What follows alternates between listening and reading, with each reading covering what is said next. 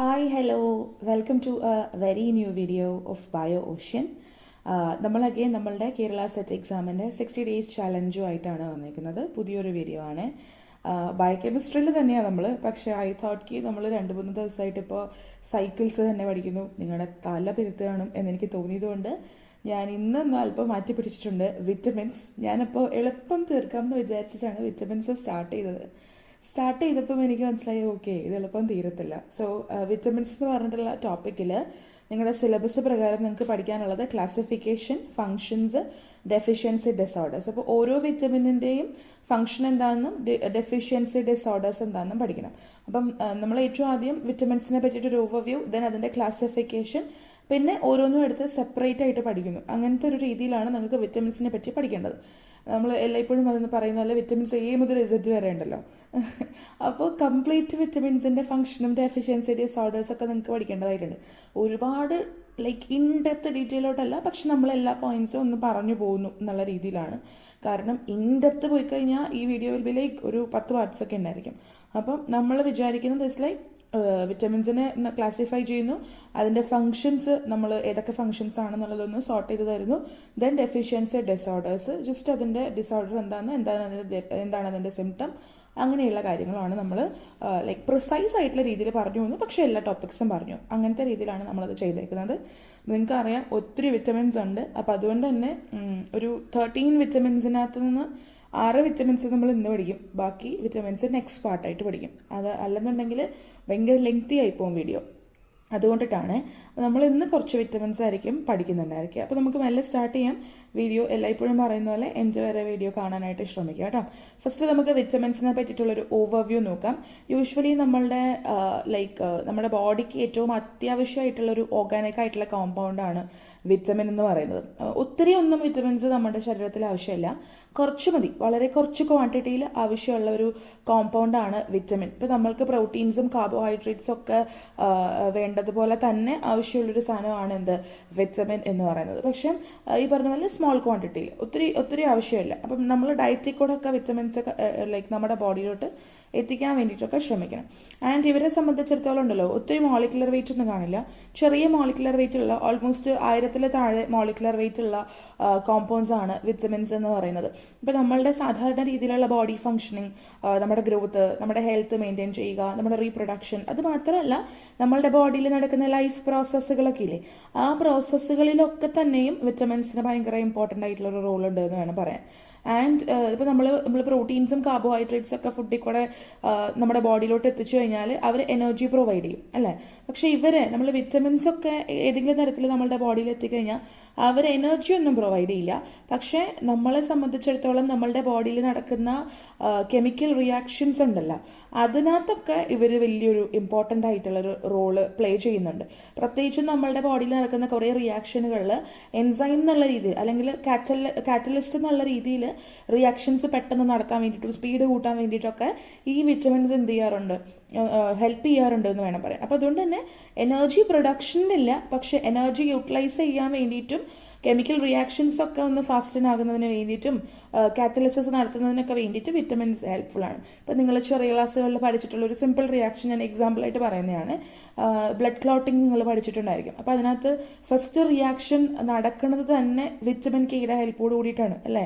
Blood ക്ലോട്ടിങ്ങിനകത്ത് നമ്മൾക്ക് ത്രോംബിനും ത്രോംബോപ്ലാസ്റ്റിനൊക്കെ ഉണ്ടാവണമെന്നുണ്ടെങ്കിൽ V require vitamin K. അപ്പോൾ vitamins അതുപോലെ റിയാക്ഷനുകളിൽ ഇൻവോൾവ് ആയിട്ടുള്ള ആളുകളാണെന്ന് വേണം മനസ്സിലാക്കാൻ.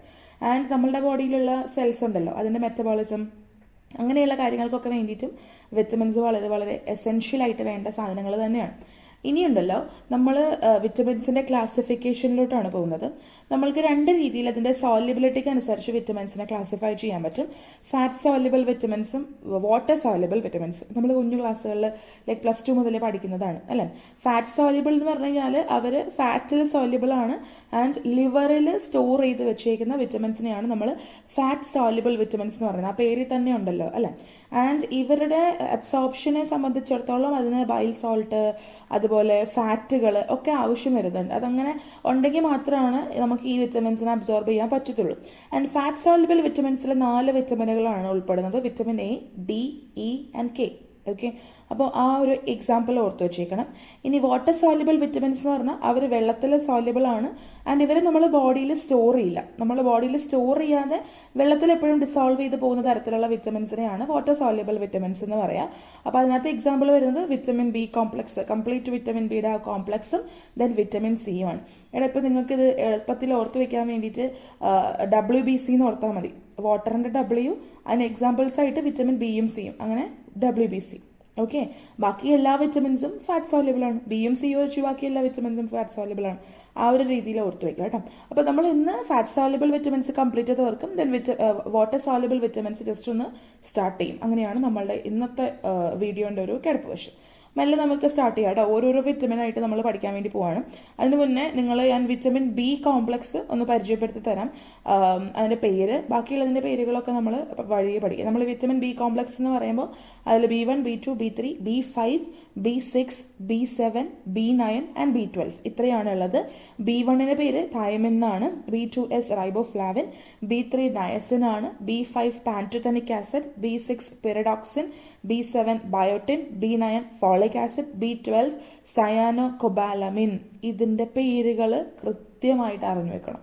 Very important. Which one is vitamin B1 എന്ന് ചോദിച്ചാൽ നാച്ചുറലായിട്ട് തൈമിനാന്ന് പറയാൻ പറ്റുന്ന രീതിയിലാകണം. ഓക്കെ, വിറ്റമിൻ സി ഉണ്ട്. ആ വിറ്റമിൻ സി എന്ന് പറയുന്നത് എസ്കോർബിക് ആസിഡ് ആണ്. അത് മറന്നു പോകാൻ പാടില്ല കേട്ടോ. Vitamin C is ascorbic acid. Okay, yes. അപ്പോൾ നമ്മൾക്ക് ഫസ്റ്റ് വിറ്റമിൻ സ്റ്റാർട്ട് ചെയ്യാം. ഫാറ്റ് സോല്യുബിൾ വിറ്റമിൻസ് വെച്ചിട്ടാണ് നമ്മൾ സ്റ്റാർട്ട് ചെയ്യുന്നത്. ഓൾറെഡി ഞാൻ പറഞ്ഞ പോലെ ഫാറ്റിൽ സോല്യുബിൾ ആകുന്ന ലിവറിൽ സ്റ്റോർ ചെയ്ത് വെച്ചേക്കുന്നതാണ്. ആൻഡ് അവരെ അബ്സോർബ് ചെയ്യണമെങ്കിൽ നമുക്ക് ബൈൽ സോൾട്ട് മറ്റ് ഫാറ്റ്സിൻ്റെ ഒക്കെ ആവശ്യമുണ്ട്. അപ്പോൾ ഈ ഫാറ്റ് സോല്യുബിൾ വിറ്റമിൻസിനകത്ത് ഏറ്റവും ആദ്യം വരുന്നത് ദാറ്റ് ഇസ് വിറ്റമിൻ എ. അതിൻ്റെ കെമിക്കൽ നെയിം എന്ന് പറയുന്നത് ദാറ്റ് ഇസ് റെറ്റിനോൾ. നിങ്ങൾ ഈ റെറ്റിനോൾ കണ്ണിൻ്റെ പോർഷൻസ് പഠിക്കുമ്പോൾ പഠിച്ചിട്ടുണ്ടായിരിക്കും. റെറ്റിനോൾ റിലേറ്റഡ് ആയിട്ടുള്ള വേർഡ്സ് ഒക്കെ നിങ്ങൾ അവിടെ കേട്ടിട്ടുണ്ടായിരിക്കും. കാരണം കാഴ്ച സംബന്ധമായിട്ടുള്ള കാര്യങ്ങൾക്ക് വിറ്റമിൻ എക്ക് ഭയങ്കര ഒരു ഇമ്പോർട്ടൻറ്റ് റോൾ ഉണ്ട് എന്ന് വേണം പറയാൻ. ഓക്കെ, ഇനി ഈ ഒരു വിറ്റമിൻ എയുടെ 2 ബയോളജിക്കലി ആക്റ്റീവ് ആയിട്ടുള്ള ഫോംസ് ആണുള്ളത്. Vitamin A1 then vitamin A2. A1 എന്ന് പറഞ്ഞു കഴിഞ്ഞാൽ നോർമൽ റെറ്റിനോൾ ആണ്. A2 എന്ന് പറഞ്ഞു കഴിഞ്ഞാൽ ഡീഹൈഡ്രോ റെറ്റിനോൾ. ഓർക്കണം കേട്ടോ. വിറ്റമിൻ ബി കോംപ്ലക്സ് ഉള്ള പോലെ തന്നെ വിറ്റമിൻ എക്ക് 2 ഫോംസ് ഉണ്ട്, A1 ഉം A2. A1 is retinol and A2 എന്ന് പറയുന്നത് ഡീഹൈഡ്രോ റെറ്റിനോൾ ആണ്. ഇനി നമ്മൾക്ക് വിറ്റമിൻ എന്റെ റോളുകൾ അല്ലെങ്കിൽ ഫങ്ഷൻസ് എന്തൊക്കെയാണെന്നുള്ളത് നോക്കാം. നമ്മളുടെ കോർണിയയില്ലേ, കണ്ണിൽ കോർണിയ മെയിൻറ്റെയിൻ ചെയ്യാൻ വേണ്ടി ഹെൽപ്പ് ചെയ്യുന്നത് ദാറ്റ് ഇസ് വിറ്റമിൻ എ. ഇനി അത് മാത്രമല്ല, നമ്മളുടെ കണ്ണിൽ ഒരു 2 പിഗ്മെന്റ്സ് ഉണ്ട് എന്ന് വേണം പറയാനായിട്ട്, റോഡോപ്സിനും ഫോട്ടോപ്സിനും. ഓക്കെ, ആൻഡ് ഈ റോഡോപ്സിൻ എന്ന് പറഞ്ഞിട്ടുള്ളത് ഒരു ലൈറ്റ് സെൻസിറ്റീവ് ആയിട്ടുള്ള പിഗ്മെന്റ് ആണ്. അതിനകത്ത് 2 സാധനങ്ങൾ കമ്പോസ്ഡ് ആണ് എന്ന് വേണം പറയാനായിട്ട്. Rhodopsin is made up of 2 things, retinal and opsin. Opsin ഒരു പ്രോട്ടീനാണ് ശരിക്കും പറഞ്ഞു കഴിഞ്ഞാൽ. ആൻഡ് ഈ റെറ്റിനാൽ കിട്ടുമ്പോഴത്തേക്കുമാണ് നമ്മളുടെ ഓപ്സിൻ എന്ത് ചെയ്യുന്നത്, ആക്ടിവേറ്റഡ് ആകുന്നത് തന്നെ. അപ്പോൾ ഓപ്സിൻ ആക്ടിവേറ്റഡ് ആയാലാണ് റോഡോപ്സിൻ ഫംഗ്ഷൻ ചെയ്യുള്ളൂ. അപ്പോൾ അതിനൊക്കെ വേണ്ടിയിട്ട് vitamin A is very helpful. And പുരുഷന്മാരിലെ സ്പാം ഡെവലപ്പ് ചെയ്യുന്നതിന് വേണ്ടിയിട്ടും സ്ത്രീകളിൽ പ്രഗ്നന്റ് ലേഡീസിൽ അവരുടെ കുട്ടിയുടെ ഡെവലപ്മെന്റിന് വേണ്ടിയിട്ടും ഫീറ്റൽ ബേബിയുടെ ഡെവലപ്മെന്റിന് വേണ്ടിയിട്ടൊക്കെ വിറ്റമിൻ എ ഹെൽപ്ഫുൾ ആണ്. ഇനി ജനിച്ചു കഴിഞ്ഞ് കഴിയുമ്പം കുട്ടികളായിരിക്കുന്ന സമയത്ത് ആ ഒരു ചൈൽഡ്ഹുഡ് പീരീഡ് ഉണ്ടല്ലോ, അപ്പോൾ ആ ഒരു സമയത്തുള്ള വളർച്ചയിൽ വിറ്റമിൻ എക്ക് ഭയങ്കര ഒരു റോളുണ്ട്. ഇനി അത് മാത്രമല്ല, നമ്മളുടെ ബോൺസ് ഒക്കെ റീമോഡൽ ചെയ്യുക, ഓസ്റ്റിയോക്ലാറ്റ്സ്, ബ്ലാസ്റ്റുകൾ, ലൈസോസോംസ്, അങ്ങനെയുള്ള സെൽസിൻ്റെയും അങ്ങനെയുള്ള തിങ്സിൻ്റെ ഒക്കെ റീമോഡലിങ്ങിനൊക്കെ വേണ്ടിയിട്ട് വിറ്റമിൻ എ ഹെൽപ്ഫുൾ ആണ്. അതിനകത്ത് മാത്രമല്ല, നമ്മളുടെ ബോഡിയിൽ T cells, that means T lymphocytes, അതും റെഗുലേറ്ററി ആയിട്ടുള്ള T ലിംഫോസൈറ്റ്സ് പ്രൊഡ്യൂസ് ചെയ്യാൻ വേണ്ടിയിട്ട് ഹെൽപ്പ് ചെയ്യുന്നതും വിറ്റമിൻ എ ആണ്. നമുക്ക് ഈ T ലിംഫോസൈറ്റ്സ് പ്രൊഡ്യൂസ് ചെയ്യണമെന്നുണ്ടെങ്കിൽ അതിനെ നമുക്ക് വിറ്റമിൻ എ കൊടുത്തിട്ട് എന്ത് ചെയ്യാൻ പറ്റും, ഇൻഡ്യൂസ് ചെയ്യാനായിട്ട് പറ്റും. പിടികിട്ടിയോ? ഇതൊക്കെയാണ് മേജർ ആയിട്ടുള്ള റോൾസ്. ഇനി ഡിസീസസിലോട്ട് വരുമ്പോഴത്തേക്കും നൈറ്റ് ബ്ലൈൻഡ്നെസ്, നമ്മൾക്കറിയാം നമ്മളുടെ നൈറ്റ് ടൈമിലുള്ള വിഷൻ കംപ്ലീറ്റ് ആയിട്ട് നശിച്ചു പോകും. എന്നാൽ നമുക്ക് നൈറ്റ് ടൈമിൽ വിഷൻ ഉണ്ടോ എന്ന് നിങ്ങൾ ആലോചിക്കും. പക്ഷെ നിങ്ങളൊന്ന് ആലോചിക്കേ, നമ്മളുടെ വീട്ടിൽ രാത്രിയൊക്കെ എഴുന്നേറ്റ് എന്തെങ്കിലും കാര്യത്തിൽ ലൈറ്റ് ഇടാതെ നടക്കുമ്പോൾ നമുക്ക് അറിയാം എന്തൊക്കെയോ, നമുക്ക് പ്രോപ്പറായിട്ട് കളർഫുൾ വിഷൻ ഇല്ല, പക്ഷെ നമുക്ക് മനസ്സിലാവും എവിടെയൊക്കെയോ എന്തൊക്കെയോ സാധനങ്ങളുണ്ട് എന്നുള്ള രീതിയിലൊരു വിഷൻ നമ്മൾക്കുണ്ട് അല്ലേ. അപ്പോൾ അത്തരത്തിൽ ഡാർക്ക് ടൈമിലെ പോലെ നമ്മൾക്ക് എന്തൊക്കെയോ സാധനങ്ങൾ ഉണ്ട് എന്ന തരത്തിലുള്ളൊരു വിഷൻ, അതിനെയാണ് നമ്മൾ ഡാർക്ക് വിഷൻ അല്ലെങ്കിൽ നൈറ്റ് വിഷൻ എന്നൊക്കെ പറഞ്ഞിട്ട് വിളിക്കുക. പക്ഷെ നൈറ്റ് ബ്ലൈൻഡ് ആയിട്ടുള്ള ഒരാൾക്ക് രാത്രിയിൽ കണ്ണ് കാണാനേ പറ്റത്തില്ല, കംപ്ലീറ്റ് ഡാർക്ക്നെസ് ആയിരിക്കും. പിടികിട്ടിയോ?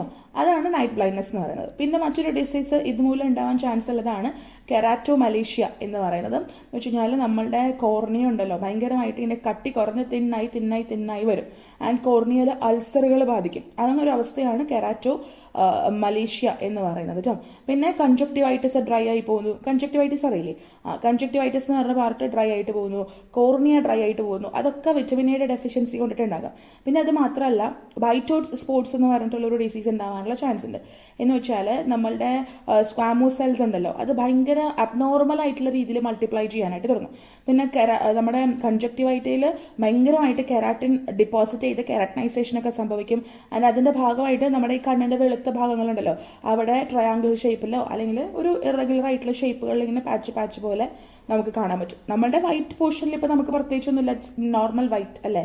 പക്ഷേ ഈ പറഞ്ഞ പോലെ സ്ക്വാമസ് സെൽസ് ഭയങ്കരമായിട്ട് മൾട്ടിപ്ലൈ ചെയ്തത് കൊണ്ടിട്ടും കൺജക്ടിവൈറ്റയിൽ കെരാറ്റിൻ അടിഞ്ഞുകൂടിയിട്ട് ഉള്ളത് കൊണ്ടിട്ടൊക്കെ ഇത്തരത്തിൽ പാച്ചസ് നമ്മളുടെ കണ്ണിന്റെ ആ വൈറ്റ് ഭാഗങ്ങളിൽ ഫോം ചെയ്യും. അതിനെയാണ് നമ്മൾ വൈറ്റഡ് സ്പോട്സ് എന്ന് പറഞ്ഞിട്ട് വിളിക്കേണ്ടായിരിക്കുക.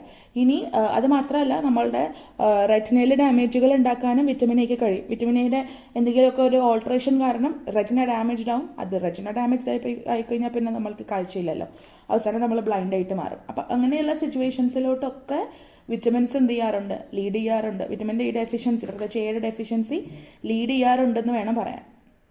പിടികിട്ടിയാ? ആൻഡ് അത് മാത്രമല്ല, വിറ്റമിൻ എയുടെ ഡെഫിഷ്യൻസി കാരണം നമ്മൾ ടേസ്റ്റ് ബഡ്സ് ഒക്കെ കേടായി പോകാനുള്ള ചാൻസ് ഉണ്ട്. അപ്പോൾ നമ്മൾക്ക് ടേസ്റ്റ് ഒന്നും പ്രോപ്പറായിട്ട് പെർസീവ് ചെയ്യാൻ പറ്റുന്നില്ല, ഏത് ടേസ്റ്റാണെന്ന് നമ്മൾക്ക് ഐഡന്റിഫൈ ചെയ്യാൻ പറ്റുന്നില്ല. അങ്ങനത്തെയുള്ള ഇഷ്യൂസ് ഒക്കെ ഉണ്ടാകാം. അത് മാത്രമല്ല, നമ്മളുടെ ബോഡിയിൽ സ്റ്റെറോയിഡ്സിന്റെ പ്രൊഡക്ഷൻ ഈ ഒരു വിറ്റമിൻ എയുടെ ഡെഫിഷ്യൻസി കൊണ്ടിട്ട് കുറഞ്ഞു പോകാം. അപ്പം സ്റ്റെറോയിഡ്സ് ഒക്കെ കുറയുന്നു. അത് മാത്രമല്ല, ഗ്രോത്ത് റിട്ടാർഡേഷൻ ഒക്കെ ഉണ്ടാവും. ആൻഡ് അതുപോലെ തന്നെ നമ്മളുടെ കണ്ണിനെ ബാധിക്കുന്ന മറ്റൊരു അസുഖമാണ് സെറോഫ്താൽമിയ. നമ്മൾക്കിപ്പോൾ ഉണ്ടല്ലോ വിറ്റമിൻ എ കുറേ കാലമായിട്ട് നമ്മുടെ ബോഡിയിൽ കുറഞ്ഞു തന്നെ നിൽക്കാന്നായിരിക്കും. ഇപ്പോൾ ഒരാൾക്ക് കണ്ടിന്യൂസ് ആയിട്ട് ഒരുപാട് വർഷങ്ങളായിട്ട് വിറ്റമിൻ എയുടെ ഡെഫിഷ്യൻസി ഉണ്ടെന്ന് വിചാരിക്കുക. അപ്പം അങ്ങനെ വരുമ്പോഴത്തേക്കും നമ്മളുടെ കണ്ണിങ്ങനെ ഡ്രൈ ആയി വരും. ആൻഡ് മെല്ലെ നമ്മളുടെ ലൈക്ക് ടിയർ ഡക്റ്റ് ഒക്കെ ഉണങ്ങി വരണ്ട് പോകും. അവസാനം നമ്മുടെ കണ്ണിന്റെ കാഴ്ച പോകും. ഡ്രൈനെസ് കാരണം കണ്ണിന്റെ കാഴ്ച പോകും. അതാണ് സെറോഫ്താൽമിയ എന്ന് പറയുന്നത്. പിടികിട്ടിയോ? അപ്പം ദിസ് ഇസ് ഓൾ അബൌട്ട് നമ്മളുടെ വിറ്റമിൻ എ. ഇനി രണ്ടാമത്തെ വിറ്റമിനിലോട്ട് പോകാം. That is vitamin D. അതിന്റെ കെമിക്കൽ നെയിമാണ് കോളികാൽസിഫെറോൾ എന്ന് പറയുന്നത്. ബയോളജിക്കൽ ആക്റ്റീവ് ആയിട്ടുള്ള ഫോം എന്ന് പറയുന്നത് വിറ്റമിൻ D3 ആണ്. കോളികാൽസിഫെറോൾ എന്ന് പറയുന്നത് വിറ്റമിൻ D3 ആണ് എന്നുള്ളത് ഓർക്കുക. അതിന്റെ ഒരു ഫംഗ്ഷൻ എന്ന് പറഞ്ഞു കഴിഞ്ഞാൽ പ്രധാനമായിട്ടും നമ്മളുടെ ബ്ലഡിന്റെ ലെവൽസ് ഒക്കെ മെയിൻറ്റെയിൻ ചെയ്യാൻ വേണ്ടിയിട്ടും നമ്മുടെ ഇൻറ്റസ്റ്റൈനിലുള്ള കാൽസ്യം, ഫോസ്ഫറസ് പോലെയുള്ള സാധനങ്ങളുടെയൊക്കെ ലെവൽസ് ഒക്കെ മെയിൻറ്റെയിൻ ചെയ്യാൻ വേണ്ടിയിട്ടൊക്കെ വിറ്റമിൻ ഡി ഭയങ്കര ഹെൽപ്ഫുൾ ആണ്. നമ്മുടെ ബോൺസിൽ കാൽസിഫിക്കേഷൻ നടത്താൻ വേണ്ടിയിട്ടും വിറ്റമിൻ ഡി ഹെൽപ്ഫുൾ ആണ്. അപ്പോൾ അതുകൊണ്ട് തന്നെ നമ്മുടെ പല്ലുകളും ബോൺസൊക്കെ നല്ല ഹെൽത്തി ആയിട്ടൊക്കെ ഫോം ചെയ്യാൻ വേണ്ടിയിട്ട് ആര് ഹെൽപ്പ് ചെയ്യും? ഈ വിറ്റമിൻ ഡി നല്ലപോലെ നമ്മളെ ഹെൽപ്പ് ചെയ്യും. പിടികിട്ടിയോ? ആൻഡ് നമ്മളുടെ ലൈക്ക് ഫൈറ്റേറ്റ് എന്ന് പറഞ്ഞിട്ടുള്ള കോമ്പൗണ്ടിനെ ഹൈഡ്രോളൈസ് ചെയ്യാൻ വേണ്ടിയിട്ടും ഈ പറഞ്ഞ വിറ്റമിൻ ഡി ഹെൽപ്പ് ചെയ്യും. അപ്പോൾ അങ്ങനെ ഹൈഡ്രോളിസിസ് നടക്കുന്നത് കൊണ്ട് നമ്മൾക്ക് റിക്കറ്റ്സ് എന്ന് പറഞ്ഞിട്ടുള്ള അസുഖം വരാനുള്ള ചാൻസ് കുറവ്. എന്താ റിക്കറ്റ്സ് എന്നുള്ളത് നമ്മൾ പഠിക്കും കേട്ടോ. അപ്പോൾ റിക്കറ്റ്സ് എന്നുള്ള അസുഖം വരാനുള്ള ചാൻസ് കുറവായിരിക്കും. പിന്നെ നമ്മുടെ സ്മോൾ ഇൻറ്റസ്റ്റൈനിലെ pH ഒക്കെ അത് കുറച്ച് കളയും. അപ്പോൾ അങ്ങനെ വരുമ്പോഴത്തേക്കും നമ്മുടെ സ്മോൾ ഇൻറ്റസ്റ്റൈൻ കൂടുതലായിട്ട് കാൽസ്യത്തിനെയും ഫോസ്ഫറസിനെയൊക്കെ എന്ത് ചെയ്യും? അബ്സോർബ് ചെയ്യാനായിട്ട് തുടങ്ങും. പിടികിട്ടിയോ? അപ്പോൾ ഇതൊക്കെയാണ് വിറ്റമിൻ ഡിന്റെ ഫംഗ്ഷൻസ് എന്ന് പറയുന്നത്. ഇനി ഡിസീസസിലോട്ട് വരുമ്പോഴത്തേക്കും ഫസ്റ്റ് ഡിസീസാണ് റിക്കറ്റ്സ്. റിക്കറ്റ്സ് എന്ന് പറഞ്ഞു കഴിഞ്ഞാൽ നമ്മളുടെ ബോൺസിൽ അനാവശ്യമായിട്ട് കാൽസിഫിക്കേഷൻ നടക്കും. അങ്ങനെ കാൽസിഫിക്കേഷൻ നടന്നു കഴിയുമ്പോഴത്തേക്കും നമ്മൾക്ക് ഗ്രോത്ത് പ്രോപ്പറായിട്ട് നടക്കത്തില്ല. അങ്ങനെ വരുമ്പോഴത്തേക്കും നമ്മുടെ കാലുകളൊക്കെ ഈ ചട്ടുകാല് പോലത്തെ ആ ഒരു മിസ്ഹാപ്പൻഡ് ആയിട്ടുള്ള ബോൺസ് ഒക്കെ ആയിട്ട് മാറും. ആൻഡ് നമ്മുടെ ലൈക്ക് ബോൺസിന്റെ നീളമുള്ള ബോൺസ് ഉണ്ടല്ലോ, അതിന്റെ അറ്റമൊക്കെ ഭയങ്കര എൻലാർജ്ഡ് ആയിട്ട് മാറും. അത്തരത്തിൽ മൊത്തത്തിലൊരു ഡീഫോമിറ്റി സംഭവിക്കും. ആ ഒരു അവസ്ഥയാണ് നമ്മൾ റിക്കറ്റ്സ് എന്ന് പറഞ്ഞിട്ട് വിളിക്കുന്നത്. ഇനി അത് കൂടാതെ മറ്റു രണ്ട് അസുഖങ്ങൾ ഈ വിറ്റമിൻ ഡിയുടെ കുറവ് കൊണ്ടിട്ടുണ്ടാവുന്നതാണ്. First one osteoporosis. അപ്പോൾ റിക്കറ്റ്സ് കൂടാതെ ഓസ്റ്റിയോപോറോസിസും കൂടെ ഉണ്ടാവുന്നുണ്ട് കേട്ടോ. ഓസ്റ്റിയോപോറോസിസ് എന്ന് പറഞ്ഞു കഴിഞ്ഞാലേ നമ്മളുടെ ബോണുകൾ കാൽസ്യത്തിന്റെ കുറവ് കാരണം ഭയങ്കര വീക്കായി ദ്രവിക്കും. അങ്ങനെ പെട്ടെന്ന് ഫ്രാക്ചർ ആയിട്ട് മാറും. എടാ, നിങ്ങൾ ഈ ഹോർലിക്സിന്റെ ഒക്കെ പരസ്യം കണ്ടിട്ടുണ്ടായിരിക്കും. അപ്പം അതിനകത്ത് കാണിക്കുന്നുണ്ട് ലൈക്ക് ഹോർലിക്സ് കുടിച്ചില്ലെങ്കിൽ 30 ഇയേഴ്സിന് ശേഷം ഒരാളുടെ നട്ടലിത് ഇങ്ങനെ ആയി പോകുമെന്ന് പറഞ്ഞിട്ട് നിറയെ ഇങ്ങനെ ദ്വാരങ്ങളുള്ളത് പോലത്തെ ഒരു പിക്ചർ കാണിക്കുന്നുണ്ട്. എന്നിട്ട് അതിങ്ങനെ പറന്നു പോകുന്നതൊക്കെ ആയിട്ടാണ് ആ ഒരു ആഡിൽ കാണിക്കുന്നത്. Same the thing is osteoporosis. Osteoporosis എന്ന് വെച്ച് കഴിഞ്ഞാൽ നമ്മളുടെ ബോൺ ഭയങ്കര വീക്കായിട്ട് മാറുന്നു. ആൻഡ് ആ വീക്ക്നെസ് കാരണം അൾട്ടിമേറ്റ്ലി എന്ത് പറ്റും, ഒന്ന് തട്ടിയാലും മതി, ഒന്ന് മുട്ടിയാലും മതി, ഫ്രാക്ചറിലേക്ക് അത് ലീഡ് ചെയ്യും. അത്ര വീക്ക്നെസ് വരുന്ന അവസ്ഥയാണ് ഓസ്റ്റിയോപോറോസിസ്. ദെൻ ഓസ്റ്റിയോമലേഷ്യ എന്ന് പറഞ്ഞു കഴിഞ്ഞാൽ ഇനാഡിക്വേറ്റ് ആയിട്ടുള്ള മിനറലൈസേഷൻ നടക്കുന്നത് കൊണ്ട് തന്നെ നമ്മുടെ ബോൺസ് ഒക്കെ ഭയങ്കര സോഫ്റ്റും വീക്കൻഡ് ആയിട്ട് മാറും. പിടികിട്ടിയോ? അതാണ് ഓസ്റ്റിയോമലേഷ്യ. നിയർലി എന്താ പറയുക, ഓസ്റ്റിയോപോറോസിസും ഓസ്റ്റിയോമലേഷ്യ ഏകദേശം അതിൻ്റെ സിംറ്റംസ് ഒക്കെ നോക്കുമ്പോഴത്തേക്കും സിമിലർ ആയിട്ട് തോന്നും. പക്ഷെ ഓസ്റ്റിയോമലേഷ്യ ഉണ്ടാകുന്നതിന് കാരണം പ്രോപ്പറായിട്ടുള്ള മിനറലൈസേഷൻ നടക്കാത്തത് കൊണ്ടിട്ടാണ്. പിടികിട്ടിയോ? യെസ്. അപ്പോൾ ഇതാണ് വിറ്റമിൻ ഡിനെ പറ്റിയിട്ട് പറയാനുള്ളത്. ഇനി നെക്സ്റ്റ് വൺ ആണ് വിറ്റമിൻ ഇ. വിറ്റമിൻ ഇ എന്ന് പറഞ്ഞു കഴിഞ്ഞാൽ അതിൻ്റെ കെമിക്കൽ നെയിം ടോക്കോഫെറോൾ എന്നുള്ളതാണ്. ആൻറ്റി സ്റ്റെറിലിറ്റി ഉള്ളൊരു വിറ്റമിൻ ആണിത്. എന്ന് വെച്ച് കഴിഞ്ഞാൽ സ്റ്റെറിലിറ്റി ഒക്കെ പ്രിവെൻറ്റ് ചെയ്യുന്ന തരത്തിലുള്ളൊരു വിറ്റമിനാണ് വിറ്റമിൻ ഇ എന്ന് പറയുന്നത്. അതിന് ഇതിൻ്റെ ബയോളജിക്കലായിട്ടുള്ള ആക്റ്റീവ് ഫോം എന്ന് പറയുന്നത് ഡി ആൽഫ ടോക്കോഫെറോൾസ് എന്ന് പറഞ്ഞിട്ടുള്ളതാണ്. അപ്പം ഇതിൻ്റെ ഒരു ഫിസിയോളജിക്കൽ റോൾ എന്ന് പറഞ്ഞു കഴിഞ്ഞാൽ അതിന് പ്രധാനമായിട്ടും 2 ഫംഗ്ഷൻസ് ഉള്ളത്. ആൻറ്റി ഓക്സിഡൻ്റ് ആയിട്ടും വർക്ക് ചെയ്യും, ദെൻ ആൻറ്റി സ്റ്റെറിലിറ്റി ആയിട്ടും വർക്ക് ചെയ്യും. ആൻറ്റി ഓക്സിഡൻ്റ് ആയിട്ട് എങ്ങനെയാണ് വർക്ക് ചെയ്യുന്നതെന്ന് നോക്കാം. നമ്മളുടെ ബോഡിയിലുള്ള വിറ്റമിൻ എ ഉണ്ടല്ലോ, വിറ്റമിൻ എയിനെയും കരോട്ടിനെയൊക്കെ നശിച്ചു പോവാതെ പ്രൊട്ടക്ട് ചെയ്യുന്നത് ഈ വിറ്റമിൻ ഇ ആണ്. ഓക്സിഡേഷനൊക്കെ സംഭവിച്ചിട്ട് നമ്മുടെ ബോഡിയിലുള്ള വിറ്റമിൻ എയും കരോട്ടിനൊക്കെ നശിച്ചു പോവാതെ സൂക്ഷിക്കുന്നത് വിറ്റമിൻ എ ആണ്. ആൻഡ് അത് മാത്രമല്ല, ആൻറ്റി സ്റ്റെറിലിറ്റി ഫംഗ്ഷൻ എന്ന് ചോദിച്ചു കഴിഞ്ഞാൽ നമ്മളെ സംബന്ധിച്ചിടത്തോളം നമ്മളുടെ ഓവറിയുടെ ഗ്രോത്ത്, മെയിൻ്റനൻസ്, അതുപോലെ പുരുഷന്മാരിൽ സെമിനിഫറസ് ട്യൂബ്യൂൾസിൻ്റെ ഗ്രോത്ത് മെയിൻ്റനൻസിനൊക്കെ വേണ്ടിയിട്ട് ഈ വിറ്റമിൻ ഇ ഹെൽപ്പ് ചെയ്യും. അപ്പം അങ്ങനെ നമ്മൾക്ക് സ്റ്റെറിലിറ്റി ഉണ്ടാവില്ല. കാരണം ഓവറി ആണല്ലോ ഓവം പ്രൊഡ്യൂസ് ചെയ്യുന്നത്, സെമിനിഫറസ് ട്യൂബ്യൂൾസ് ആണ് സ്പേം പ്രൊഡ്യൂസ് ചെയ്യുന്നത്. അപ്പം അങ്ങനെ സ്റ്റെറിലിറ്റി ഇത് എന്ത് ചെയ്യും, നല്ലപോലെ പ്രിവെൻറ്റ് ചെയ്യും എന്ന് വേണം മനസ്സിലാക്കാനായിട്ട്. പിടികിട്ടിയോ? യെസ്. ഇനി അത് മാത്രമല്ല, നമ്മളുടെ സംബന്ധിച്ചിടത്തോളം മസിൽസ്, നെർവ്സ്, ഗൊണാഡ്സിലൊക്കെയുള്ള എൻസൈമുകളൊക്കെ ഈ വിറ്റമിൻ ഇ പ്രൊട്ടക്ട് ചെയ്യുന്നുണ്ട്. ആൻഡ് അത് മാത്രമല്ല, നമ്മുടെ ബോഡിയിൽ പോളിസാച്ചുറേറ്റഡ് ആയിട്ടുള്ള ഫാറ്റി ആസിഡ്സ് ഉണ്ടായിരിക്കും.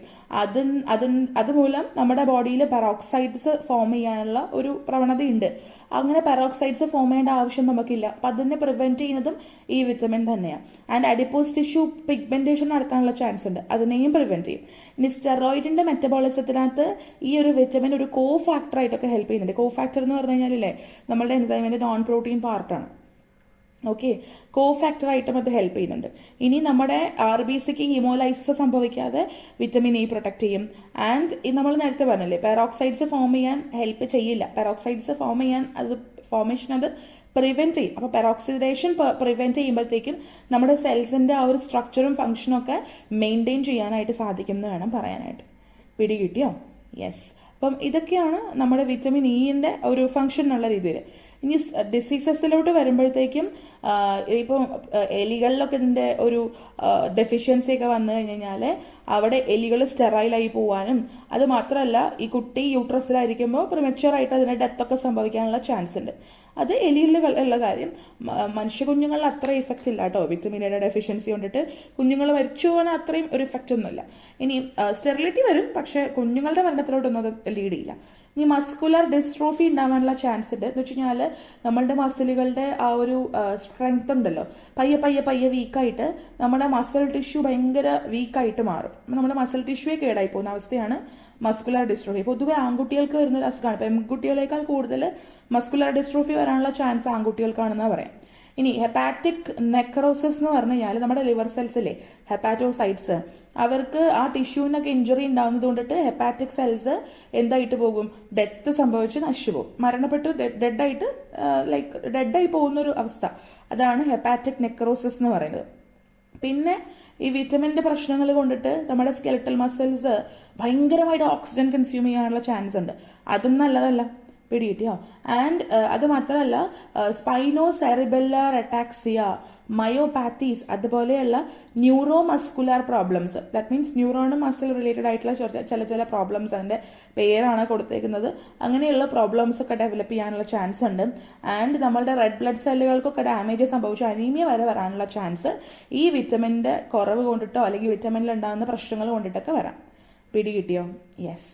ഇനി നമ്മൾ അടുത്ത വിറ്റമിനിലോട്ട് പോവാണ്. This is the last vitamin in fat soluble vitamins കേട്ടോ. അപ്പോൾ നമ്മൾ എ പഠിച്ചു, ഡി പഠിച്ചു, ഇ പഠിച്ചു, ഇനി കെ. വിറ്റമിൻ കെ ആണ്. കെമിക്കൽ നെയിം മെനാഡയോൺ എന്നുള്ളതാണ്. ആൻറ്റി ഹെമറാജിക് ആയിട്ടുള്ളൊരു ഫാക്ടർ എന്നുള്ള രീതിയിൽ നമ്മൾ ഈ വിറ്റമിൻ കെ എന്ന് വിളിക്കാറുണ്ട്. മെനാക്വിനോൺ എന്നാണ് ഇതിൻ്റെ ബയോളജിക്കൽ ആക്റ്റീവ് ആയിട്ടുള്ള ഫോമിൻ്റെ പേര്. ആൻഡ് വിറ്റമിൻ കെ ഞാൻ നിങ്ങളോട് നേരത്തെ പറഞ്ഞില്ലേ, ബ്ലഡ് ക്ലോട്ടിങ് അല്ലെങ്കിൽ ബ്ലഡ് കൊയാഗുലേഷനിൽ അതിൽ ഭയങ്കര ഇമ്പോർട്ടൻ്റ് ആയിട്ടുള്ള റോളുണ്ട്. ഫസ്റ്റ് ഫംഗ്ഷൻ തന്നെ നമ്മൾ കൊടുത്തിരിക്കുന്നുണ്ടാവും, it is necessary for blood coagulation. Blood clotting എന്നതിന് വേണ്ടിയിട്ട് ഇത് വളരെ ഇമ്പോർട്ടൻ്റ് ആണ്. ക്ലോട്ടിംഗ് ഫാക്ടേഴ്സ് ലൈക്ക് 2, 7, 9, 10 ഇതൊക്കെ ആക്ടിവേറ്റഡ് ആകണമെന്നുണ്ടെങ്കിൽ നമ്മൾക്ക് വിറ്റമിൻ കെ വേണം. ഉറപ്പായിട്ടും വിറ്റമിൻ കെ ഉണ്ടെങ്കിൽ മാത്രമേ ഇവരെല്ലാം ആക്ടിവേറ്റഡ് ആവുള്ളൂ, പിടികിട്ടിയ. ആൻഡ് ഈ ക്ലോട്ടിംഗ് ഫാക്ടേഴ്സ് 2, 7, 9, 10 എന്തൊക്കെയാണെന്ന് അറിയണമെങ്കിൽ നമ്മൾ ബ്ലഡ് ക്ലോട്ടിങ്ങിനെ പറ്റിയിട്ടൊരു വീഡിയോ ചെയ്യും, അപ്പോൾ മനസ്സിലാവും കേട്ടോ. ഇനി അതൊരു കോ ഫാക്ടറായിട്ട് ആക്ട് ചെയ്യാറുണ്ട്. ഓക്സിഡേറ്റീവ് ഫോസ്ഫോറിലേഷനിൽ ഈ വിറ്റമിൻ കെ ഒരു കോ ഫാക്ടറായിട്ട് ആക്ട് ചെയ്യാറുണ്ട്. പ്രോത്തോമിനൊക്കെ ഫോം ചെയ്യാനുള്ള ടൈം അത് ഷോർട്ടൻ ചെയ്യും. ഞാൻ പറഞ്ഞില്ലേ, പ്രോത്രോംബിൻ, ത്രോംബിൻ, ത്രോംബോപ്ലാസ്റ്റിൻ പോലെയുള്ള ഈ ബ്ലഡ് കോയാഗുലേഷനിലെ ഏറ്റവും ആദ്യത്തെ സ്റ്റെപ്പുകളാണ് ഇതെല്ലാം. അതൊക്കെ സ്പീഡിൽ നടക്കാൻ വേണ്ടിയിട്ട് വിറ്റമിൻ കെ ഹെൽപ്ഫുൾ ആണ്. ആൻഡ് അത് മാത്രമല്ല, ആന്റി കോയാഗുലന്റ് ആയിട്ടുള്ള ഒരു സാധനത്തിന്റെ എക്സാമ്പിൾ ആണ് വാർഫറിൻ അവിടെ കൊടുത്തേക്കുന്നത്. കുറേ ഡിഫറെന്റ് ആയിട്ടുള്ള ആന്റി കൊയാഗുലൻസ് ഉണ്ട് അല്ലെ, ഹെപ്പാരിൻ പോലെയുള്ളത്. അതിൽ വാർഫറിൻ പോലെയുള്ള ആന്റി കൊയാഗുലൻസ് നമ്മൾ പലപ്പോഴായിട്ട് അതിന്റെ ഒരു ആന്റിഡോട്ടായിട്ട് വിറ്റമിൻ കെനെ യൂസ് ചെയ്യാറുണ്ട്. ഈ ആന്റി കൊയാഗുലൻസിന്റെ ആന്റിഡോട്ടായിട്ട് വിറ്റമിൻ കെനൊക്കെ യൂസ് ചെയ്യാറുണ്ട് എന്ന് വേണം പറയാനായിട്ട്. ഓക്കെ, ഇനി ഡിസീസസിലോട്ട് വരുമ്പോഴത്തേക്കും നമ്മുടെ ബോഡിയിൽ എപ്പോഴെങ്കിലും പ്രോത്രോമിന്റെ ഒക്കെ ലെവൽ ഭയങ്കരമായിട്ട് കുറഞ്ഞു കഴിഞ്ഞ് കഴിഞ്ഞാൽ എന്ത് സംഭവിക്കുന്ന അറിയാമോ? ബ്ലഡ് ക്ലോട്ട് ആകാനുള്ള സമയം ഒരുപാട് എടുക്കും. അപ്പം അങ്ങനെ വരുമ്പോഴത്തേക്കും നമ്മൾക്ക് ചെറിയ മുറിവുകൾ ഉണ്ടെങ്കിൽ തന്നെ ബ്ലഡ് ക്ലോട്ട് ചെയ്താലല്ലേ ആ ബ്ലഡ് ഫ്ലോ ബ്ലീഡിങ് നിൽക്കത്തുള്ളൂ. പക്ഷേ ഇതിന് പ്രോത്രോമിന്റെ ലെവൽ കുറവാണ് എനിക്ക് എന്ന് വിചാരിക്കും സപ്പോസ്. അപ്പോൾ എനിക്ക് മുറിവുകൾ ഉണ്ടായി കഴിഞ്ഞ് കഴിഞ്ഞാലും ഈ പ്രോത്രോമിൻ കറക്റ്റ് അമൗണ്ടിൽ വന്ന് കൊയാഗുലേഷൻ ഒക്കെ നടക്കാൻ ഒത്തിരി സമയം എടുക്കും. ബൈ ദ ടൈം എൻ്റെ ഒരുപാട് ബ്ലഡ് ബ്ലീഡ് ചെയ്ത് പോയിട്ടുണ്ടാവും. അപ്പം അങ്ങനെയുള്ളൊരു അവസ്ഥയിലോട്ടൊക്കെ എത്താനുള്ള ചാൻസ് ഉണ്ട് വിറ്റമിൻ കെ ഇല്ലെങ്കിൽ. അപ്പോൾ അൺകൺട്രോൾഡ് ആയിട്ടുള്ള ബ്ലീഡിങ്ങും ഹെമറാജും ഒക്കെ ഫോം ചെയ്യും. അപ്പം വലിയ മുറിവുകളൊക്കെ ആണെന്നുണ്ടെങ്കിൽ അത് it may lead to death അല്ലേ, ഡെത്ത് വരെ വരാം. പിന്നെ അത് മാത്രമല്ല, നമ്മളുടെ മൂക്കൊക്കെ ബ്ലീഡ് ചെയ്യാനുള്ള ഒരു ചാൻസും. ഇനി സ്ത്രീകളിലൊക്കെ ആണെന്നുണ്ടെങ്കിൽ ഈ ഒരു വിറ്റമിൻ ഇല്ലാത്തത് കൊണ്ടിട്ട് ഭയങ്കര മാനിസ്ട്രൽ ബ്ലീഡിംഗ് ഒക്കെ ഉണ്ടാവാനുള്ള ചാൻസ് ഉണ്ടെന്ന് വേണം പറയാൻ. പിടികിട്ടിയാം. അപ്പം ഇങ്ങനെയൊക്കെയാണ് നമ്മളുടെ വിറ്റമിൻ കെയുടെ ഒരു കിടപ്പ് വശം. അപ്പം നമ്മൾ വിറ്റമിൻസിനകത്ത് ഫാറ്റ് സോല്യുബിൾ വിറ്റമിൻസ് കംപ്ലീറ്റ് ചെയ്തു, A, D, E and K. ഇനി നമ്മൾ വാട്ടർ സോല്യുബിൾ വിറ്റമിൻസിലോട്ട് എൻ്റർ ചെയ്യാണ്. അപ്പോൾ വാട്ടർ സോല്യുബിൾ വിറ്റമിൻസ് എന്ന് പറയുമ്പോഴത്തേക്കും B1 വിറ്റമിൻ ബി കോംപ്ലക്സ് ഉണ്ടല്ലോ, അതിൽ B1 നമ്മൾ ഏറ്റവും ആദ്യം സ്റ്റാർട്ട് ചെയ്യുന്നു. അപ്പം അതിൻ്റെ കെമിക്കൽ നെയിം എന്ന് പറയുന്നത് തയമിൻ എന്നുള്ളതാണ് കേട്ടോ. തയമിൻ എന്നുള്ളതാണ് ഇതിൻ്റെ കെമിക്കൽ നെയിം വന്നിട്ടുള്ളത്. ഓക്കെ, ആൻഡ് അതിൻ്റെ ഫിസിയോളജിക്കൽ റോൾ എന്താണെന്ന് ചോദിച്ചു കഴിഞ്ഞാൽ, ഈ പറഞ്ഞ നമ്മുടെ വിറ്റമിൻ ബിനെ നമ്മളൊരു ഒരുപാട് കാര്യങ്ങളിൽ ലൈക്ക് ഒരുപാട് പ്രോസസ്സുകളിൽ നമ്മൾ യൂസ് ചെയ്യാറുണ്ട്. ഈ തയമിൻ ഒരു കോ എൻസൈമായിട്ട് ആക്ട് ചെയ്തിട്ട് ഈ പറഞ്ഞ പോലെ നമ്മുടെ എൻസൈമിന്റെ വർക്കിങ്ങിനൊക്കെ വേണ്ടിയിട്ട് ഹെൽപ്പ് ചെയ്യും. ആൻഡ് ഈ ഒരു തൈമിൻ എന്ന് പറഞ്ഞിട്ടുള്ള വിറ്റമിൻ കോ എൻസൈമായിട്ട് വർക്ക് ചെയ്യുമ്പം ആ കോ എൻസൈം ഫോമിന് അവിടെ ഒരു പേര് കൊടുത്തിട്ടുണ്ട്, തയമിൻ പൈറോ ഫോസ്ഫേറ്റ്, TPP. ഈ തൈമിൻ എന്ന് പറഞ്ഞിട്ടുള്ള വിറ്റമിൻ കോ എൻസൈമായിട്ട് വർക്ക് ചെയ്യുമ്പോൾ അതിന്റെ പേരാണ് തൈമിൻ പൈറോ ഫോസ്ഫേറ്റ് അല്ലെങ്കിൽ TPP. നമ്മുടെ ആൽഫ കീറ്റോ ആസിഡ്സ് ഒക്കെ ഇല്ലേ, അതിന്റെ ഓക്സിഡേറ്റീവ് ഡീകാർബോക്സിലേഷൻ ഒക്കെ വേണ്ടിയിട്ട് ഇത് ഹെൽപ്ഫുൾ ആണ്. ഇനി ട്രാൻസ് കീറ്റോലേസ് എന്ന് പറയുന്നതുണ്ടല്ലോ, മറ്റൊരു എൻസൈം ഗ്രൂപ്പാണ്. ഇവർ ഈ തൈമിൻ പൈറോ ഫോസ്ഫേറ്റ് ഉണ്ടല്ലോ TPPനെ ഒരു കോ എൻസൈമായിട്ട് യൂസ് ചെയ്യാറുണ്ട്. ആൻഡ് ഇത് മാത്രമല്ല, നമ്മളുടെ ഗ്ലൂക്കോസിന്റെ ഒരു പാത്വേ ആണ് ഹെക്സോസ് മോണോഫോസ്ഫേറ്റ് ഷണ്ട് പാത്വേ, അല്ലെങ്കിൽ HMP ഷണ്ട് എന്നൊക്കെ നമ്മൾ അതിനെ വിളിക്കും. അപ്പോൾ ആ പാത്വേക്കകത്തൊക്കെ നമ്മൾ ഇതിനെ യൂസ് ചെയ്യാറുണ്ടെന്ന് വേണം പറയാനായിട്ട്. പിന്നെ അത് മാത്രമല്ല, ഇനി അതിന്റെ ഡിസീസസിലോട്ട് വരുമ്പോഴത്തേക്കും കോമൺ ആയിട്ട് കേട്ടിട്ടുള്ള ഡിസീസാണ് ബെറിബറി അല്ലെ. ബെറിബറി എന്ന് പറഞ്ഞു കഴിഞ്ഞാൽ തയമിന്റെ കുറവ് കൊണ്ട്, ദാറ്റ് മീൻസ് വിറ്റമിൻ B1ന്റെ കുറവ് കൊണ്ടിട്ട് നമുക്ക് ഉണ്ടാകുന്ന ഒരു അസുഖമാണ്. നമ്മുടെ metabolism, nervous system, cardiovascular system ഇതിനൊക്കെ ഇത് എഫക്ട് ചെയ്യും. ആൻഡ് അത് മാത്രമല്ല, നമ്മൾക്ക് മസിലിന് പാരലിസിസ് സംഭവിക്കാനും ഹാർട്ട് ഫെയിലിയർ ഒക്കെ ഉണ്ടാവാനുള്ള ചാൻസ് ഉണ്ട്. അപ്പം നമ്മൾ ബെറിബറി കൃത്യമായിട്ട് മനസ്സിലാക്കി ട്രീറ്റ് ചെയ്തില്ല എന്നുണ്ടെങ്കിൽ അയാൾ മരണപ്പെടുകയും ചെയ്യും. അത്ര ലൈക്ക് സിവിയർ ആയിട്ടുള്ള ഒരു ഡിസീസ് ആണെന്ന് വേണം പറയാൻ. ഇനി ബെറിബറി തന്നെ പല ടൈപ്പ് ഉണ്ട്. Wet beriberi, dry beriberi, infantile beriberi എന്നൊക്കെ ഉള്ളത്. വെറ്റ് ബെറിബറി എന്ന് പറഞ്ഞാൽ പ്രധാനമായിട്ട് നമ്മുടെ കാർഡിയോവാസ്കുലർ സിസ്റ്റത്തിനെ എഫക്ട് ചെയ്യുന്നത്. അപ്പം നമുക്ക് ഹാർട്ട് ഫെയിലിയറും അങ്ങനത്തെ സംഭവങ്ങളൊക്കെ വെറ്റ് ബെറിബറി മൂലം ഉണ്ടാവും. ഇനി ഡ്രൈ ബെറിബറി ആണെങ്കിൽ നമ്മുടെ നെർവസ് സിസ്റ്റത്തിനെ എഫക്ട് ചെയ്യും. അപ്പോൾ നമ്മളുടെ ലൈക്ക് നെർവസ് സിസ്റ്റം ഒക്കെ പൊട്ടൻഷ്യലി ഭയങ്കര വീക്കായിട്ട് മാറും.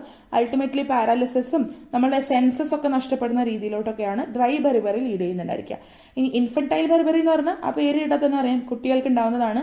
കുട്ടികളിൽ ഈ പറഞ്ഞ പോലെ കാർഡിയാക് ഫെയിലിയറും ന്യൂറോ സിസ്റ്റം അല്ലെങ്കിൽ നെർവസ് സിസ്റ്റം ഒക്കെ ഡാമേജ് ആവുന്ന ഒരു അവസ്ഥയാണ് ഇൻഫന്റൈൽ ബെറിബറി കുട്ടികളിൽ ഉണ്ടാക്കുന്നുണ്ടായിരിക്കാം. പിടികിട്ടിയോ? യെസ്. അപ്പൊ അതാണ് വിറ്റമിൻ B1. ഇനി വിറ്റമിൻ B2 ദാറ്റ് ഈസ് റൈബോഫ്ലാവിൻ്റെ റോളാണ് നമ്മൾ പഠിക്കാൻ വേണ്ടി പോകുന്നത്. യൂഷ്വലി ഉണ്ടല്ലോ ടിഷ്യൂസിലൊക്കെ റൈബോഫ്ലാവിനെ നമ്മൾ ഒരുപാട് കാണാറുണ്ട്. അതെങ്ങനെയാണെന്ന് വെച്ച് കഴിഞ്ഞാൽ ഈ ടിഷ്യൂസിനകത്ത് നമ്മളുടെ എൻസൈമുമായിട്ട് ഭയങ്കര ടൈറ്റായിട്ട് ബൈൻഡ് ചെയ്തെന്നുള്ള രീതിയിൽ റൈബോഫ്ലാവിനെ കാണാൻ പറ്റും. ഇനി ചില എൻസൈംസ് ഉണ്ട് അതിനകത്ത് റൈബോഫ്ലാവിൻ്റെ പ്രസൻസ് ഉണ്ട്. എൻസൈംസ് കണ്ടെയ്നിങ് റൈബോഫ്ലാവിനെ നമ്മൾ വിളിക്കുന്ന പേരാണ് ഫ്ലാവോ പ്രോട്ടീൻസ്. വെരി ഇമ്പോർട്ടൻ്റ് ആയിട്ടുള്ള കാര്യമാണ് കേട്ടോ. വളരെ വളരെ വളരെ ഇമ്പോർട്ടൻ്റ് ആണ്. ഏതൊക്കെ എൻസൈംസിലാണോ റൈബോഫ്ലാവിൻ ഉള്ളത് അതിനെ നമ്മൾ ഫ്ലാവോ പ്രോട്ടീൻസ് എന്ന് പറഞ്ഞിട്ട് വിളിക്കും. പിടികിട്ടിയോ? ആൻഡ് 2 കോ എൻസൈംസ് ഉണ്ട് ഇതിന്, FMNും FADയും. FMN എന്ന് പറഞ്ഞു കഴിഞ്ഞാൽ ഫ്ലാവിൻ മോണോ ന്യൂക്ലിയോടൈഡ്, FAD എന്ന് പറഞ്ഞാൽ ഫ്ലാവിൻ അഡനിൻ ഡൈന്യൂക്ലിയോടൈഡ്. ഇതൊക്കെ നമ്മൾ കഴിഞ്ഞ ദിവസങ്ങളിലൊക്കെ ആയിട്ട് പഠിച്ചതാണ്. ഈ FMN എന്ന് പറഞ്ഞു കഴിഞ്ഞാൽ പല എൻസൈമുകളുടെയും ഒരു വലിയൊരു കോമ്പോണൻ്റ് ആയിട്ട് വർക്ക് ചെയ്യുന്നതാണ്. ലൈക്ക് സിസ്റ്റോസി റിഡക്ടേസ്, L-അമിനോ ആസിഡ് ഡീഹൈഡ്രോജനേസ് പോലെയുള്ള എൻസൈമുകളിൽ ഉള്ളൊരു മേജർ കോമ്പോണൻ്റ് എന്ന് പറയുന്നത് FMN ആണ്. ഇനി FAD എന്ന് പറഞ്ഞു കഴിഞ്ഞാൽ സാൻതിൻ ഓക്സിഡേസ് പോലെയുള്ള എൻസൈമുകളിൽ ഒരു വലിയ കോമ്പോണൻ്റ് ആയിട്ട് വർക്ക് ചെയ്യും. അപ്പോൾ നിങ്ങളോട് ചോദിക്കും 4 ഓപ്ഷൻ തന്നിട്ട് ഇതിൽ ഏത് എൻസൈമിലാണ് FMN കാണാൻ പറ്റുന്നുണ്ടായിരിക്കുക, ഏതിലാണ് FAD കാണാൻ പറ്റുന്നുണ്ടായിരിക്കുക. അതുകൊണ്ടാണ് മിസ് അവിടെ എക്സാമ്പിൾസ് അടക്കം കൊടുത്തേക്കുന്നത് കേട്ടോ.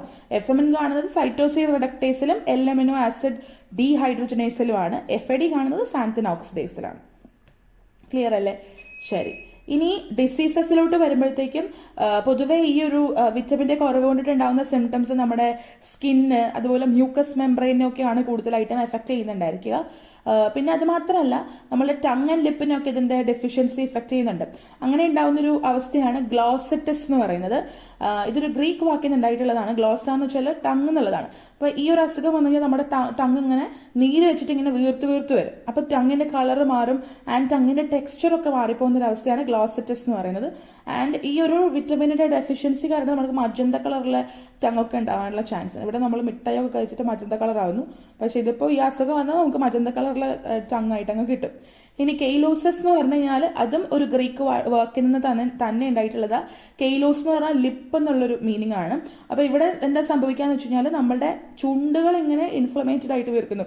നമ്മൾ ലിപ്പ് പ്ലംബിംഗ് ഒന്നും ചെയ്യേണ്ട ആവശ്യമില്ല, അല്ലാതെ തന്നെ അത് നീര് വെച്ചിട്ട് ഇങ്ങനെ വീർത്ത് വരും. അങ്ങനെ വീർത്ത് വന്നിട്ട് നീര് വന്നിട്ട് നമ്മുടെ സ്കിന്നിന് അത് ഹാൻഡിൽ ചെയ്യാൻ പറ്റാതെ, ടിഷ്യൂസിന് അത് ഹാൻഡിൽ ചെയ്യാൻ പറ്റാതെ ലിപ്പൊക്കെ ഇങ്ങനെ ക്രാക്ക് ചെയ്യും. ആൻഡ് അത് മാത്രമല്ല ഇപ്പം ചില കുട്ടികളിൽ നിങ്ങൾ കണ്ടിട്ടുണ്ടായിരിക്കും അവരുടെ ഈ ലൈക്ക് വായയുടെ കിറി ഭാഗം ഇങ്ങനെ പൊട്ടിരിക്കുന്നത്. കിറിന് നിങ്ങളുടെ ലാംഗ്വേജിൽ എന്താ പറയാന്ന് എനിക്ക് അറിയത്തില്ല. നമ്മൾ ഇവിടെ എറണാകുളത്തൊക്കെ കിറി എന്ന് പറയുന്നത് it's like corners of your mouth അല്ലെങ്കിൽ കോർണേഴ്സ് ഓഫ് യുവർ ലിപ്പ്.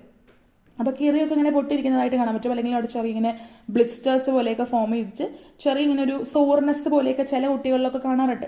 അപ്പോൾ അത് വിറ്റമിൻ്റെ കുറവ് കൊണ്ടിട്ട് ഉണ്ടാവുന്നതാണ്. പിടികിട്ടിയോ? അപ്പോൾ ഈ കെയ്ലോസിന്റെ ഒരു സിംറ്റമാണ് ഈ ലൈക്ക് ലിപ്പിന്റെ അറ്റം ഇങ്ങനെ കോർണേഴ്സ് ഇങ്ങനെ മുറിവ് വരുന്നതും സോഴ്സ് ഫോം ചെയ്യുന്നതും ഒക്കെ. ഇനി മറ്റൊരു അവസ്ഥയാണ് ആങ്കുലാർ സ്റ്റൊമറ്റൈറ്റിസ്. ആങ്കുലാർ സ്റ്റൊമറ്റൈറ്റിസ് എന്ന് പറഞ്ഞു കഴിഞ്ഞാൽ നമ്മളുടെ വായയുടെ കോർണേഴ്സ് ഒക്കെ ഇങ്ങനെ എന്ത് ചെയ്യും, ഇൻഫ്ലമേറ്റഡ് ആവുന്നു. എന്ന് വെച്ചാൽ നീര് വെച്ചിട്ട് ഇങ്ങനെ വായയുടെ കോർണേഴ്സ് നീര് വയ്ക്കുന്ന ഒരവസ്ഥ. അതാണ് ആങ്കുലാർ സ്റ്റൊമറ്റൈറ്റിസ് എന്ന് പറയുന്നത്. പിടികിട്ടിയോ? ഇതാണ് മേജർ ആയിട്ടുള്ള ഡിസീസസ്. ക്ലിയർ അല്ലേ? ആൻഡ് ഇത്രയാണ് വിറ്റമിൻ B2വിനെ പറ്റിയിട്ട് നമുക്ക് പഠിക്കാനുള്ളത്. ആൻഡ് ഇന്ന് വിറ്റമിൻ B2 വരെ മതി. ഓൾമോസ്റ്റ് 30 മിനിറ്റ്സ് ആയിട്ടുണ്ട്. അപ്പോൾ വിറ്റമിൻ B2വിൻ്റെ വലിയ കാര്യങ്ങളും വരെയുള്ള ലൈക്ക് ഓൾമോസ്റ്റ് എല്ലാ കാര്യങ്ങളും നമ്മൾ പറഞ്ഞു. അപ്പോൾ നമ്മൾ ഇന്ന് ഫാറ്റ് സോല്യൂബിൾ വിറ്റമിൻസ് കംപ്ലീറ്റ് ചെയ്തു. A, D, E and K. എന്നിട്ട് നമ്മൾ വാട്ടർ സോല്യൂബിൾ സ്റ്റാർട്ട് ചെയ്തു. B1 B2 നമ്മൾ കംപ്ലീറ്റ് ചെയ്തു. ഇപ്പോൾ മിസ് പഠിപ്പിച്ചപ്പോൾ ഇതിൻ്റെ കൂട്ടത്തിൽ കൂടെ എല്ലാത്തിൻ്റെയും ഫംഗ്ഷൻസും ഡിസീസസും വെച്ചിട്ടുണ്ടായി. കാരണം അത് അങ്ങോട്ട് ആ ഓർഡറിൽ അങ്ങ് പഠിച്ചു പോകാമല്ലോ. അല്ലെങ്കിൽ പിന്നെ അഗെയിൻ ആദ്യം വിറ്റമിൻ്റെ ഫംഗ്ഷൻ പഠിച്ചു പിന്നെ ഡിസീസ് പഠിക്കുമ്പോൾ അത് വേണ്ട. അപ്പോൾ ഇതെല്ലാം കൂടെ ഒരുമിച്ച് പഠിച്ചു പോകാമെന്ന് വിചാരിച്ചിട്ടാണ് കേട്ടോ. യെസ്, അപ്പോൾ ഐ ഹോപ്പ് ഇവിടെ വരെയുള്ളത് ക്ലിയർ ആണെന്ന്. നാളത്തെ വീഡിയോ മിക്കവാറും ഇതിൻ്റെ കണ്ടിന്യൂഷൻ തന്നെയായിരിക്കും. ഐ തിങ്ക് കണ്ടിന്യൂഷൻ തന്നെ ഇടാം എന്നുള്ളത്. അപ്പോൾ ബാക്കിയുള്ള വിറ്റമിൻസിനെ പറ്റിയിട്ട് നമ്മൾ അന്നേരമായിരിക്കും പഠിക്കുന്നുണ്ടായിരിക്കാം. ക്ലിയർ അല്ലേ? യെസ്, അപ്പോൾ വിറ്റമിൻസ് പൊതുവേ ഈസിയാണ്. നമ്മൾ ഓൾറെഡി വിറ്റമിൻസിനെ പറ്റി ഒരുപാട് വീഡിയോസ് നമ്മുടെ ചാനലിൽ ചെയ്തിട്ടുണ്ട്. കുറച്ചും കൂടെ ക്രിസ്പ് ആൻഡ് ബെറ്റർ ലൈക്ക് ക്രിസ്പായിട്ട് കിട്ടണമെന്നുണ്ടെങ്കിലൊക്കെ നിങ്ങൾ പഴയ വീഡിയോസൊക്കെ ഒന്ന് ജസ്റ്റ് ചാനലിൽ കയറിയിട്ട് ചെക്കൗട്ട് ചെയ്ത് നോക്കുക കേട്ടോ. And that is it. ഇതൊരു ബയോകെമിസ്ട്രി റിലേറ്റഡ് ആയിട്ടുള്ള ടോപ്പിക്കാണ്. നമ്മൾ ഇനിയിപ്പോൾ കുറച്ച് ടോപ്പിക്സ് ഞാൻ നിങ്ങൾക്ക് കമ്മ്യൂണിറ്റി ടാബിൽ ഇട്ട് തരാം. അത് നിങ്ങൾ കണ്ടു നോക്കുക. ഓൾറെഡി നിങ്ങളുടെ സിലബസിലുള്ളതാണ്. അപ്പോൾ നിങ്ങൾ അത് കണ്ടു നോക്കാൻ വേണ്ടിയിട്ട് കമ്മ്യൂണിറ്റി ടാബിൽ പോസ്റ്റ് ചെയ്ത് തരാം കേട്ടോ. Okay, yes. അപ്പോൾ ഇന്ന് ഇത്രയൊക്കെയാണ് മേജറായിട്ട് എനിക്ക് പറയാനുള്ളത്. And I hope that this was helpful. Understandable ആയിരുന്നു എന്നൊക്കെ ഞാൻ വിചാരിക്കുന്നു. അണ്ടർസ്റ്റാൻഡബിൾ ആയിരുന്നു തോന്നുന്നുണ്ടെങ്കിൽ ലൈക്ക്, ഷെയർ ആൻഡ് സബ്സ്ക്രൈബ് ചെയ്യുക. In case any doubts and suggestions ഉണ്ടെങ്കിൽ ഡിസ്ക്രിപ്ഷൻ ബോക്സിലോ എൻ്റെ സോഷ്യൽ മീഡിയ ഐഡിയാസ് ഒക്കെ പ്രൊവൈഡ് ചെയ്തിട്ടുണ്ട്, അല്ലെങ്കിൽ കമൻറ്റ് ബോക്സിൽ വന്നിട്ട് പറയാം. ഫ്രണ്ട്സ് ആൻഡ് ഫാമിലിക്ക് ഷെയർ ചെയ്ത് കൊടുക്കുക. കാരണം നമ്മളിങ്ങനെ ഒരു ഇത് ചെയ്യുമ്പം എല്ലാവർക്കും ബെനിഫിറ്റ് ഉണ്ടാവണമല്ലോ, അങ്ങനെ. Okay, yes. അപ്പോൾ ഇങ്ങനെയൊക്കെയാണ്. ആൻഡ് കുറച്ച് പേര് PYQs റിക്വസ്റ്റ് ചെയ്തിട്ടുണ്ടായിരുന്നു. അപ്പോൾ ഞാൻ ഇതിൻ്റെ PYQs ആയിട്ട് പെട്ടെന്ന് വരുന്നതായിരിക്കും. പക്ഷേ ഞാൻ 6 o'clock പോസ്റ്റ് ചെയ്യേണ്ടായിരിക്കും, ഇടയ്ക്കായിരിക്കും. കാരണം 6 o'clock പോസ്റ്റ് ചെയ്താൽ നമ്മുടെ ഈ ടോപ്പിക്സിൻ്റെ ഒരു ഫ്ലോ കിട്ടത്തില്ല. അത് മാത്രമല്ല ടോപ്പിക്സ് തീരെയില്ല. അപ്പോൾ അങ്ങനെ വരുമ്പോഴത്തേക്കും ഇടയ്ക്കുള്ളൊരു സമയത്ത് ഞാൻ PYQs പോസ്റ്റ് ചെയ്യാം. അപ്പം ലൈക്ക് നോട്ടിഫിക്കേഷൻസ് ഓൺ ചെയ്തിടുക. PYQs പോസ്റ്റ് ചെയ്യുമ്പോഴത്തേക്കും നിങ്ങൾക്ക് നോട്ടിഫിക്കേഷൻ കിട്ടും. ഞാൻ ഇതുവരെ സമയമൊന്നും തീരുമാനിച്ചിട്ടില്ല, അതുകൊണ്ടാണ് സമയം പറയാത്തത് കേട്ടോ. എൻ്റെ ഒരു സമയം കൂടെ നോക്കണ്ടേ, അപ്പം അതുകൊണ്ട്. അപ്പോൾ ഉടനെ പോസ്റ്റ് ചെയ്യാം PYQs. അപ്പോൾ അതിന് വേണ്ടിയിട്ട് സ്റ്റേ ട്യൂൺഡ് ആയിരിക്കുക. ഇത് കമ്മ്യൂണിറ്റി ടാബ് നോക്കുക, അല്ലെങ്കിൽ നോട്ടിഫിക്കേഷൻസ് ഓൺ ചെയ്തിടുക കേട്ടോ. അപ്പോൾ ഇന്ന് ഇത്രയും മതി, കൂടുതൽ കാര്യങ്ങൾ പറയുന്നില്ല. അപ്പോൾ ഞാൻ പറഞ്ഞ പോലെ വിറ്റമിൻ B കോംപ്ലക്സും വിറ്റമിൻ സിയും ഒക്കെ നമ്മൾ അടുത്ത ക്ലാസ്സുകളിലായിട്ട് പഠിക്കുന്നുണ്ടായിരിക്കും. അപ്പോൾ ഈ വീഡിയോ ഇത്രയും നേരം കണ്ടതിന് ഒരുപാട് താങ്ക് യു. ആൻഡ് ഇവിടെ വെച്ചിട്ട് നമ്മൾ ഇന്നത്തെ വീഡിയോ വൈൻഡപ്പ് ചെയ്യാണ്. അടുത്തൊരു വീഡിയോയിൽ പുതിയൊരു ടോപ്പിക്കായിട്ട് നമുക്ക് വീണ്ടും കാണാം. അതുവരെ God bless you. Thank you.